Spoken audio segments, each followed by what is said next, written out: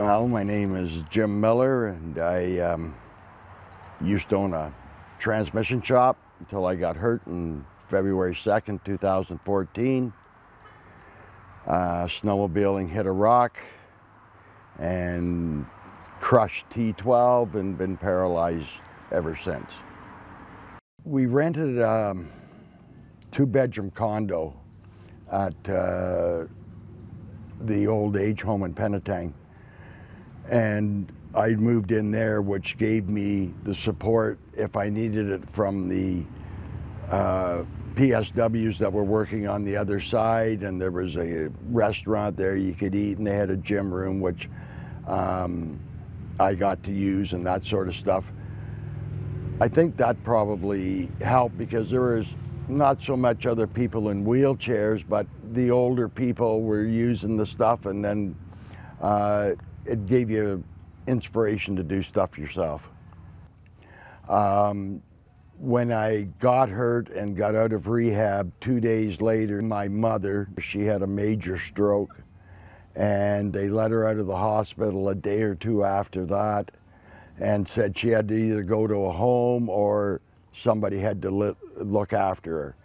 So I had the two-bedroom condo, so I moved her in there, and then when we come home, I remodeled, but then I was doing more stuff, cooking the meals and all that for her and making sure that she was looked after, therefore I was looked after. When I'm cooking her a healthy meal, I ate a healthy meal. The house has been extremely modified. I put a couple of ramps in, one outside, one inside, to get me up and down. I have a lift that lifts me up off the front porch into the main floor of the house. And I switched the house around. Most people have their kitchen and living room facing the street. I have mine facing the backyard for reasons I like to look at my backyard.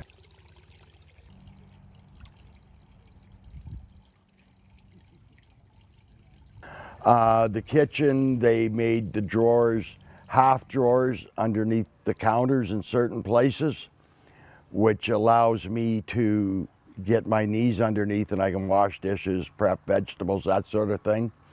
The cupboard doors, they look like cupboard doors, but you open them and then there's a drawer inside, two drawers, so you can slide the stuff out and you don't have to get down your hands and knees to see what's in the back of the cupboard. I put a ramp down from my house into the backyard.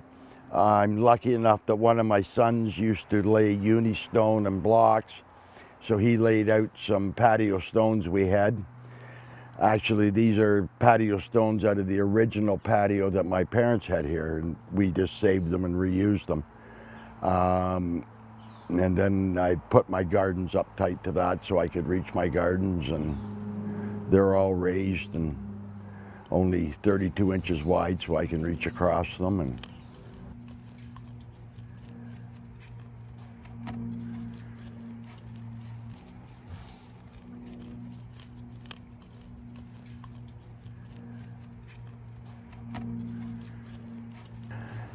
I added a set of weights.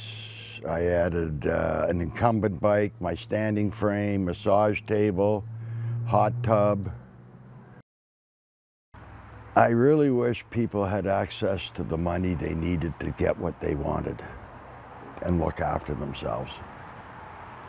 There's no one thing that I think everybody would want or want to have, but the one thing everybody needs is money. It's not cheap being a paraplegic. As myself, I've got all kinds of used stuff I help people out with if they need it. Yeah, probably shop around and don't give up. Like, you'll find what you need. The people I had helping me were all fairly good people and they all tried hard, but they definitely know how to spend your money. And you're going along because you don't know, well, yeah, if you say I need it, I need it. But then you find out you really didn't need it. Not always, but the odd time, so. Accessibility is not on everybody's mind that doesn't have any issues. The beach has always had an accessible mat down there, but it was just one run straight to the water. So I went over. I'm lucky the township office is right beside my house, so I went over to the township meeting, and they introduced me as an accessibility expert, which I'm really not. But anyway, I told them what was going on and what I thought they should do. And they did most of what I asked, but it's definitely made it so more than one person can use the mat at once.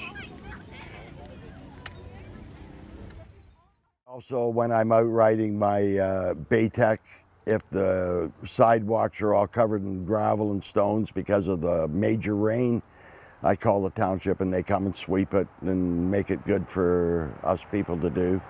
I had a group of people up a couple of years ago with Baytex, and we went for a ride and down to the fish and chip store and to Wyvale to the ice cream spot and took them around, and they all seemed to enjoy it because they're used to just riding in Toronto all the time. So it was very nice day.